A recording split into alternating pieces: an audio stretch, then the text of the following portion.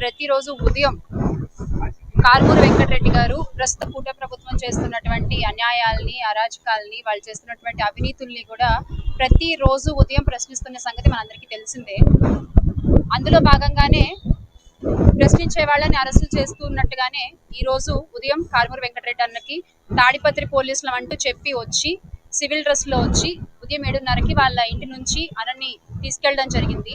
అంటే without notice వాళ్ళు వచ్చి కారుమూరి వెంకటరెడ్డి గారిని తీసుకెళ్లిపోవడము, ఇంట్లో ఉండే వాళ్ళని బెదిరించడము, వాళ్ళ ఫోన్లు లాక్కోవడము, అసలు ఏం జరుగుతోంది ఏంటి అని అడుగుతుంటే కూడా సమాధానం చెప్పకుండా వాళ్ళ పాప ముందు, వాళ్ళ భార్య ముందు, హరిత గారి ముందు కారుమూరి వెంకటరెడ్డి గారిని తీసుకెళ్లిపోవడం జరిగింది. సో అంటే ఇది ఏం చెప్పాలనుకుంటున్నారు నాకు అర్థం కాని విషయం ఇక్కడ. ఎందుకంటే నిజంగా కనుక మీరు అరెస్ట్ చేయాలనుకుంటే మీరు ముందు ఒక సిఆర్పిసి నోటీస్ వాటివన్నీ ఇవ్వాలి. ఇచ్చి ఆయన మీకు సపోర్ట్ చేయకపోతే, మీకు విచారణకి రావడానికి ఆయన సపోర్ట్ చేయకపోతే అప్పుడు మీరు వచ్చి అరెస్ట్ చేయాలి. అంతేగాని మీ ఇష్టం వచ్చినట్టుగా ఎఫ్ఐఆర్ ఫైల్ అయిందేమో నిన్న సాయంత్రం 7:20 చిల్లరకు అలా ఎఫ్ఐఆర్ ఫైల్ అయింది. మరి తాడిపత్రి నుంచి పోలీసులు వచ్చాము అంటే వీళ్ళకి ముందే తెలుసా ఎఫ్ఐఆర్ ఫైల్ అవుతుందని? సో రెడీగా ఉన్నారా కార్లు వేసుకుని వెళ్ళిపోవడానికి? తాడిపత్రి నుంచి ఇక్కడికి రావడానికే చాలాసేపు పడుతుంది కదా. ఉదయం 7 గంటల 7:30 కిందకు వచ్చి సెక్యూరిటీ దగ్గర నుంచి వీళ్ళకి ఫోన్లు చేసి, అంటే ఇదంతా ముందు ప్రీ ప్లాన్ అనే విషయం ఇక్కడ మనం అర్థం చేసుకోవచ్చు అనమాట. సో ఎర్రబుక్కు రాజ్యాంగంలో జరిగేటువంటి అక్రమ అరెస్టులో భాగంగా ఇది కూడా ఒకటి ఖచ్చితంగా.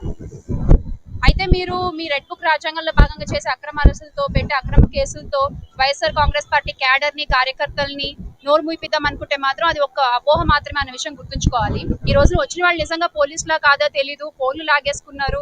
అడగ్గా హరిత గారి ఫోన్ వెళ్ళేటప్పుడు ఆవిడ చేతిలో పెట్టారు, మళ్ళీ ఆవిడకి వార్నింగ్ ఇచ్చారు.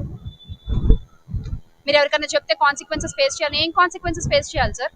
బెదిరిస్తున్నారా మీరు ఇంట్లో వాళ్ళని? మీరు నిజంగా ఆయన మీద కంప్లైంట్ ఫైల్ అయ్యి ఉంటే మీరు ముందు ఒక నోటీస్ సర్వ్ చేయడానికి వచ్చి, అప్పుడు ఆయన సపోర్ట్ చేయకపోతే, కోఆపరేట్ చేయకపోతే అప్పుడు మీరు అరెస్ట్ చేయడం అనేది న్యాయం, ధర్మం. అంతేగాని మీరు కంప్లైంట్ ఇచ్చింది నిన్న, ఎఫ్ఐఆర్ ఫైల్ అయింది వెంటనే, సో ఎఫ్ఐఆర్ కూడా రెడీగా పెట్టుకున్నారనమాట. ఇలా కంప్లైంట్ ఇవ్వగానే అట్లా ఫైల్ చేసేయడానికి ఎవ్రీథింగ్ ఇస్ ప్లాన్. మీరు టైం చూస్తే కనుక ఎఫ్ఐఆర్ నోటీస్ లో కాపీ కూడా ప్రొడ్యూస్ చేయడం జరుగుతుంది. టైం చూస్తే everything is plan and immediate గా కార్లు వేసుకుని వచ్చేసారు.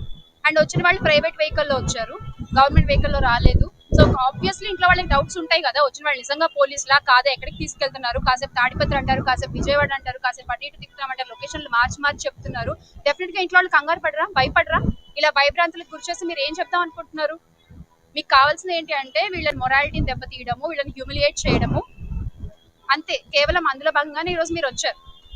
అండ్ ఆయన ఏదో ఒక వీడియో పోస్ట్ పెట్టారు, అందుకని మేము అరెస్ట్ చేశాము, మనోభావాలు దెబ్బతిన్నాయని ఎవరో కంప్లైంట్ చేశారంట. మరి ఇప్పుడు మా మనోభావాలు కూడా చాలా దెబ్బతింటున్నాయి. మరి ఇప్పుడు వదిన కూడా కంప్లైంట్ ఇస్తారు, చంద్రబాబు నాయుడు గారిని అరెస్ట్ చేస్తారా, లేకపోతే అధికారులు అరెస్ట్ చేస్తారా?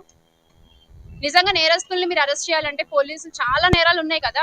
నిన్న మనం చూస్తే 22 మంది గురుకుల హాస్టల్ పిల్లలు హాస్పిటల్ పారయ్యారు. దాని వెనక కలుషితం అయిన ఫుడ్ కారణమైన వాళ్ళు నేరస్తులు, వాళ్ళని అరెస్ట్ చేయండి.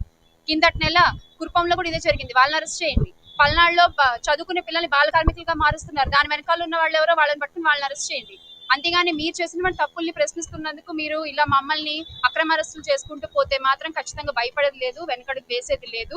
ఖచ్చితంగా పోరాడతాము. ఎప్పటికైనా న్యాయం గెలుస్తున్న నమ్మకం మాకుంది, చట్టాలపై మాకు నమ్మకం ఉంది. చట్టబద్ధంగానే న్యాయబద్ధంగానే పోరాడతాము మా జగన్మోహన్ రెడ్డి గారి అండతో.